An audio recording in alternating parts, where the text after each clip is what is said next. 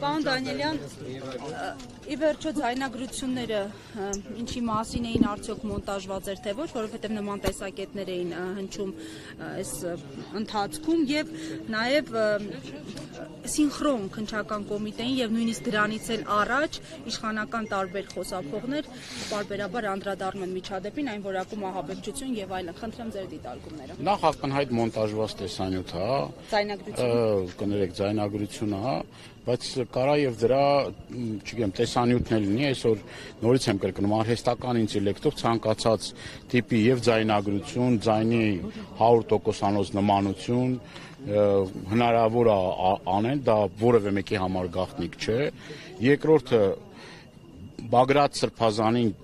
երկար տարիներ ճանաչում եմ, Բագրատ Սրբազանը երբեք զրույցների ընթացքում նման բառապաշարով հանդես չի գալիս,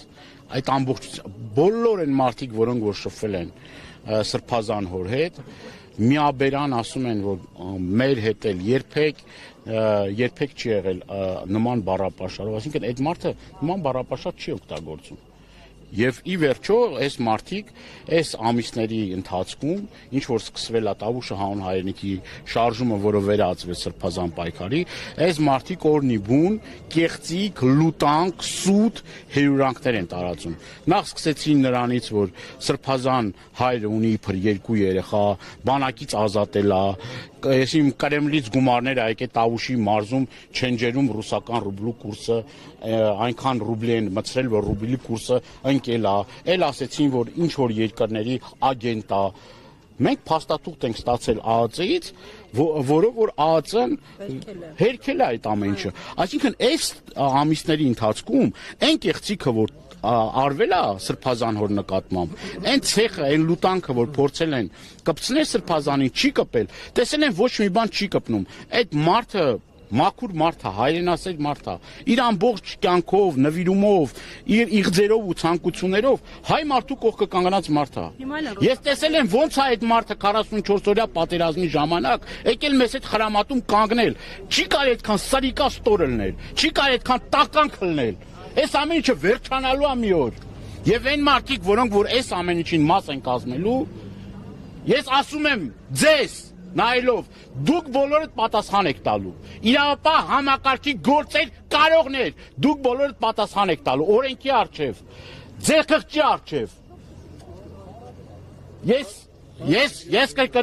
Ես կրկնում եմ, նորից եմ կրկնում, հատուկ այն մարդկանց համար, որոնք որ այս ամբողջ օրվա ընթացքում այս կեղծիքը, լուտանքը, ստորությունները տարածում են, մի պահ իրենց հայելու առաջ նայեն, իրենք ինչ են արել երկրի պետության համար, ինչ ունեն արած այս երկրի պետության համար, այսօր հերոս որդի տված ծնողին է տանում, այս մարդիկ կարմիր գծեր չունեն, այս մարդիկ որևէ խղճի, բարոյականության զգացում անգամ չունեն։ Վաղուց են դատել, բայց շարունակում է այդ պրոցեսը, ու ամենաստոր ձևերով։ Դատողներից մեկն էլ հենց այսօր Կալանքի միջնորդությունը Մասիս Մերկոնյանը որտեղ ա եղել, մինչև դատավոր դառնալը որտեղ ա եղել։ Հանրապետություն կուսակցության անդամ էր, իսկ այսօր Հանրապետություն կուսակցության ղեկավարը այս փորձը, այսպես կոչված հեղաշրջման պլանը համատել է հոկտեմբերի 20-ին։ ՔՊԱ-ական կուսակցության անդամները ազգային ժողովի ընտրությունների ժամանակ ցուցակում թեկնածու եղողները, նույն այդ Հանրապետություն կուսակցության կարկառուն ներկայացուցիչ, այսօր չաքուճը տվել են ձեռներ ասել, գնացեք ինչքան ընդդիմադիր կա դատեք, թողեք որ ադրբեջանցիներն ու թուրքերը բերեն այստեղ վերաբնակեցնեն, այս մարդիկ մեզ խանգարում են, ասում են խանգարում են այս մարդիկ, մեզ Թուրանի ծրագրին, որը որ գնացել է եւ իր համաձայնությունն է տվել, ամբողջ աշխարհի երեսին ասել է որ ես մեզ Թուրանի ծրագրի մի մաս եմ կազմում, ես եմ ասել։ Ով ասել այդ բաները, ով է գնացել Էրդողանի մոտը ստորացել այդ ժպիտներով, որ հայ մարդկանց ոչնչացնում էին, էթնիկ զտում ցեղասպանություն էին իրականացնում Արցախում, ով է գնացել լայն բացած բերաններով ստորացել նրանց առաջ Էրդողանի գիրքը գրկելու նստել, այս մարդը հայտարարել է, մեծ Թուրանի ճանապարհին մենք կանգնած ենք ձեր կողքին, ոնց որ Դարդանելուց սկսած մինչև Ալթայի երկրամաս այդ ծրագիրը իրականացնելու ճանապարհին մենք ձեր դաշնակիցն ենք։ Եվ 300,000 ադրբեջանցիները, որոնք որ փորձում են գան եւ արևմտյան Ադրբեջան կոնցեպտը իրականացնել, հենց այս իշխանությունների թեթև ձեռան փալնելու։ Որևիցե մեկին չեն կարողանալու լռեցնել, ոչ մեկ իրանցից չի վախում, մենք պատվից ու հայրենիքից տանք ոչ մի բան չունենք։ Եվ ինչ որ մեկը թվում է թե այս ճղճիմ քայլերով կարա մեզ հետ պահի մեր ընթացքի չարաչար սխալվում է։ Պարոն Դանիելյան, որ ասեցիք, այսօր հնարավոր է ամեն ինչ մոնտաժել, դուք նկատի ունեք, որ ձայնը փոխված է, թե որոշակի հատվածներ մոնտաժեց եւ ձայնն էլ կարան փոխեն, տեքստն էլ կարան փոխեն, մոնտաժ էլ կարան անեն, այսօր ցանկացած մարդու խոսակցության, անգամ ձեր հարցադրումը կարող են այնպես դարձնել, որ դուք օրինակ բռնության կոչ եք անում։ Ձեր հարց, որ դուք հարց եք տալիս, կարող են այնպես սարքել, որ դուք կոչ եք։ Հա, դե միտքը, լսեք, իրանցից ավելի մտքեր, վատ մտքեր ունեցող չկա, ձեզ թվում է, թե իրանք ինչ-որ մտքեր են, ես ոչ մեկին ոչ մի միտք չունեմ տալու, ես բոլորին ընդամենը մեկ բան կարող եմ ասել, եթե դուք դեպքից հարց եք տալիս, ուրեմն թույլ տվեք նաև իմ պատասխանը, եթե իմ պատասխանը ձեզ չի գոհացնում, ձեր գործն է, բայց ես ուզում եմ ասել յուրաքանչյուր մարդու, որը որ հայտնվում է նման իրավիճակում, հնարավոր է ամեն ինչ անել, ընդհանուր միջև ձայնը ուրեմն փոխելուց, այդ հատվածները կտրելուց, միացնելուց իրար հարգելի Փայլակ ջան, եւ դրանով ամբողջ ուրեմն խոսակցության իմաստն ու բովանդակությունը շեղել այլ ուղղությամբ։ Նույն այդ զենքերը որ կան, այնքան տգետ ապիկար են, որ այդ զենքերը նկարում են, ու այդ զենքերի մոտ դրվում է ուրեմն վկայականը, որով որ այդ զենքերի տերերն են, որսորդական զենք։ Այսօր Հայաստանի Հանրապետությունը մի հատ հարցում արեք, տեսեք քանի մարդ կա, որ օրինական ունի որսորդական զենքի իրավունք։ Հազարավոր մարդիկ, տասնյակ հազարավոր մարդիկ ունեն որսորդական զենքի իրավունք։ Ում եք ինչ ասում, ում եք ինչ ուզում ապացուցել, որ ինչ ահաբեկիչներ են այս մարդիկ։ Կամ են տասնյակ հազարավոր մարդիկ, որոնք որ իրենց աջակցություն են հայտնում սրբազան շարժումին, սրբազան հորը, այլ ուրեմն քաղբանտարկյալների, այլ կառավարների, այդ մարդիկ այս երկրի համար ցավացող մարդիկ չեն։ Դուք եք ցավացողը, դուք եք որ այդքան մարդու գլուխը կերակ, Արցախը հանձնեցիք, հիմա ասեք սփյուռքը մեզ համար նշանակություն չունի, սեփ խրելով ամեն ինչի մեջ, թքելով ամեն ինչի մեջ, ոչ սրբություն են ճանաչում, ոչ բան է, եկեղեցուց է խոսում, 300-ից ավել եկեղեցի,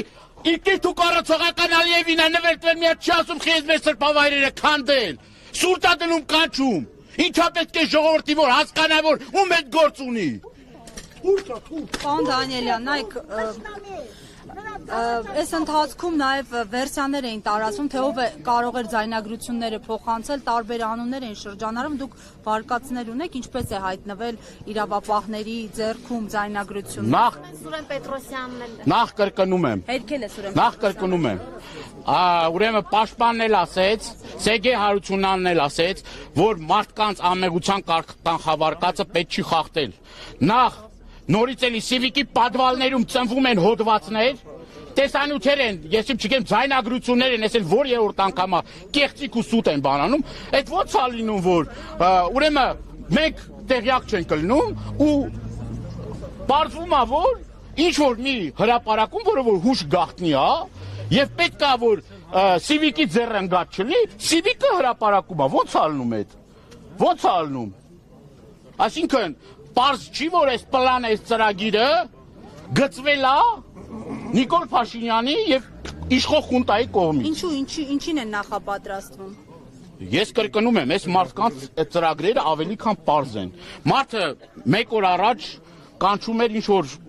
բաները, չէ՞ ուզում ցույց տա ինչ անի, սեռաշեղված մարդը։ Այսինքն պատրաստվում է եկեղեցու դեմ աննախադեպ հարձակման։ Ասում է խմբեր ձևավորեք, բրոնեժիլետ կասկա վերցրեք, եկեք հարձակվեք Մայրաթոր Սուրբ Էջմիածնի վրա։ Լույսը չբացված,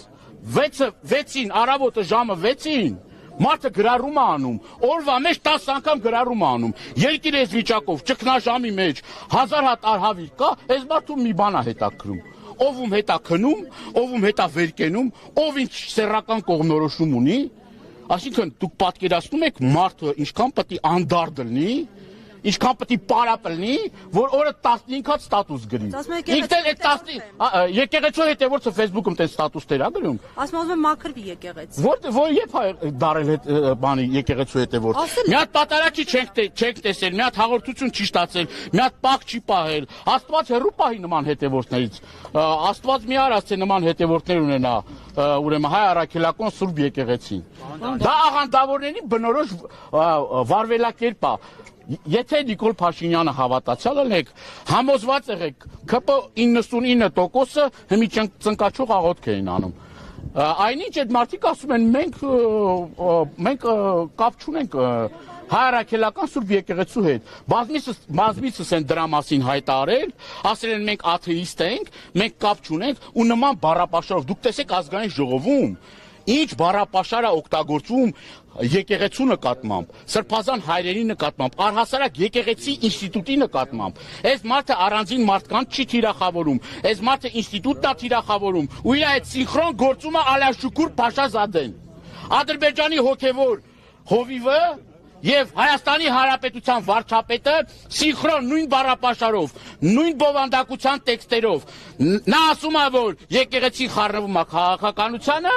Նիկոլը ժամը 6-ին ստատուսագրում, որ ասում է եկեղեցին զբաղվում է քաղաքականության։ Դրեք իրար կողքի մեկիկ նման, մեկիկ իրար տեքստերը համապատասխան։ Սա մեր հայրենակիցներին մտորելու տեղից չի տալիս։ Ալաշուկուր Փաշազադեն ուրեմն հարցականի տակ է դնում Մայրաթոր Սուրբ Էջմիածնի դերն ու հեղինակությունը, իրանք հարցականի տակ են դնում դրա դերն ու նշանակությունը։ Չուլանացման գործընթացի մասին է ասում, իրենց պատասխանատվության տակ կան հարյուրավոր եկեղեցիներ, որոնք որ պատկանում են մշակույթի վարչությանը, ԿԳՄՍ նախարարությանը։ Այդ եկեղեցիները մի հատ քարի վրա չեն դրել։ Խոսում են ուրիշ բաների մասին։ Սա մաքուր քաղաքական գործ է, ծայրից ծայր կեղծիք է, ապա տեղեկատվություն է, եւ ես կոչ եմ անում մեր հայրենակիցներին չտրվեք այդ սադրանքներին։ Սա թուրք-ադրբեջանական ծրագրի մաս է կազմում, սիրելի հայրենակիցներ ջան։ Որևէ մի կեղծիքի չհավատաք, հավատացեք ձեր խղճին, բարոյականությանը, պաշտպանեք հայ առաքելական Սուրբ եկեղեցին։ Իրականում եմ հարգելի հետևորդներ, րոպեներ առաջ հայտարարությամբ է հանդես